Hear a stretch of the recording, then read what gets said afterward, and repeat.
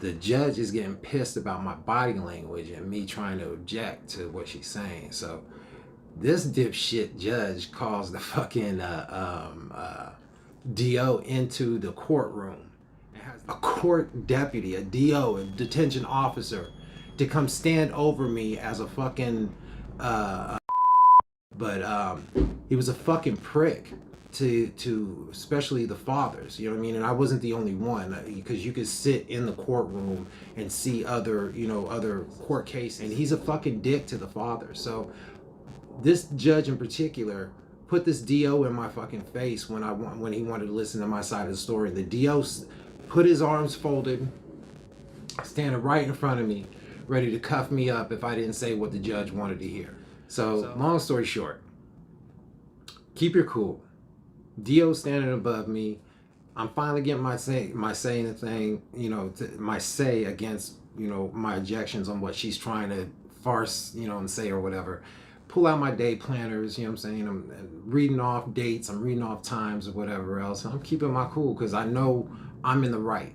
I know I'm the best parent when it comes to whether it's 50-50 or it comes to responsibility of full-time. I'm going to take care of them regardless. So this date this date this call time this no show here, blah blah blah. So basically after the court was done, because the judge was trying to see me as an angry black man getting pissed off, and he thought he was going to be able to put on a fucking show and do some whole BLM shit, you know what I mean? But intelligence, you know what I'm saying, and aggressiveness are timed.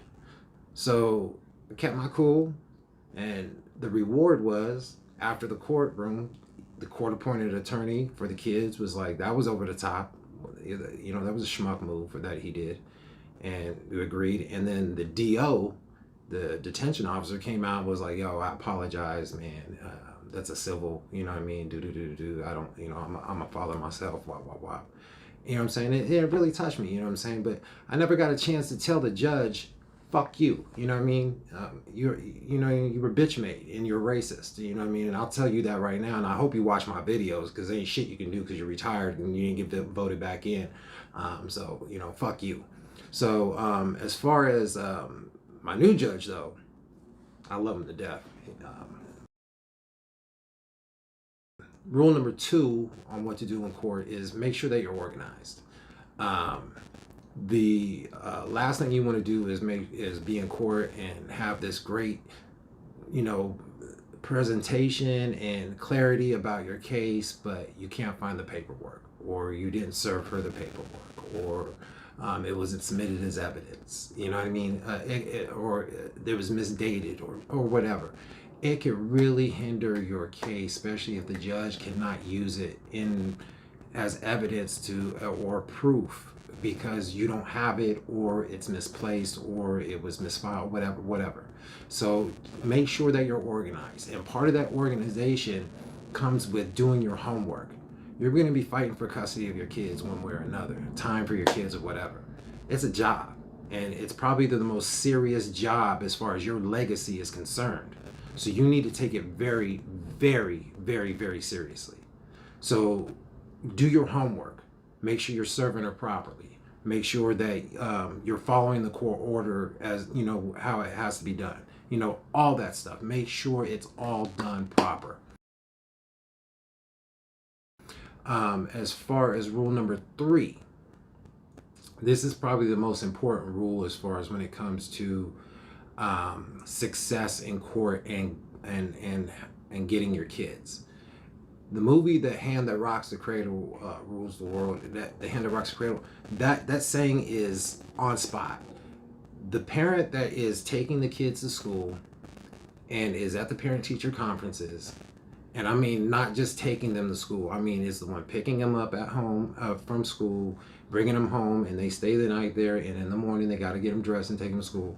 That is going to be the primary custodial parent, bar none. I guarantee. I've sat in, I've not only my own court cases, but I've sat in other people's court cases to do my homework on the judges, to do my homework on the persona that's needed, because I'm a paralegal. That's my job. My job was to study.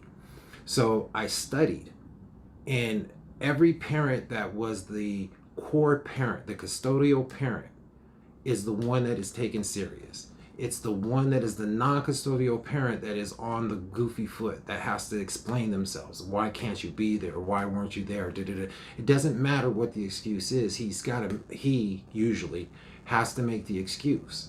So learning that lesson as far as stability, if your foundation is, whether you're the man or the woman in a relationship, if your foundation is shoddy and you're living out of hotels or in and out of houses, bouncing about boyfriends, and you got multiple kids, stop being a bitch. You know what I mean? Stop being a dick. You know what I mean? Think about the kids. They gotta go to school. They can't be going to school, spending the night on your man's couch, and then going at the grandma's house, spending the night on her couch.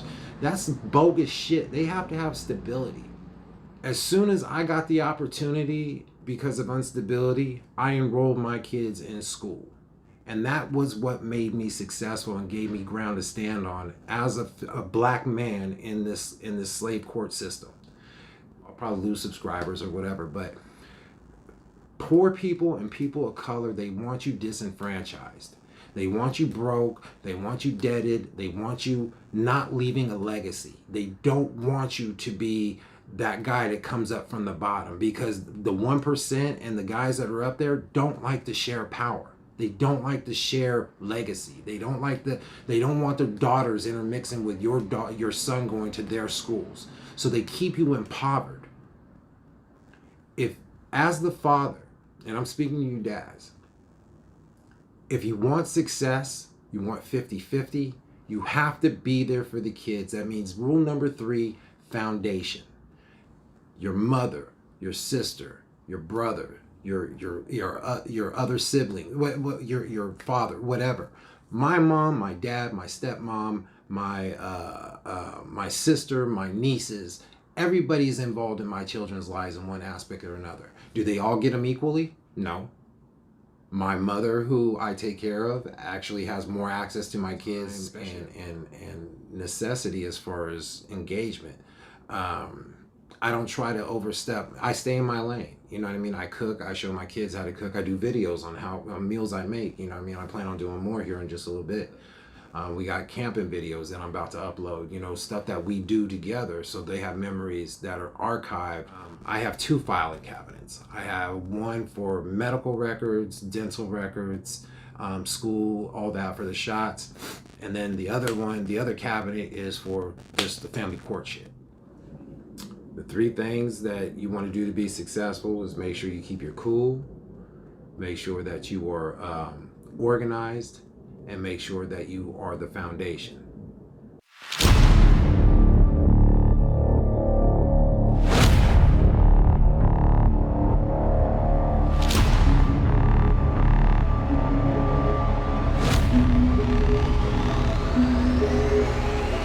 All true. All true.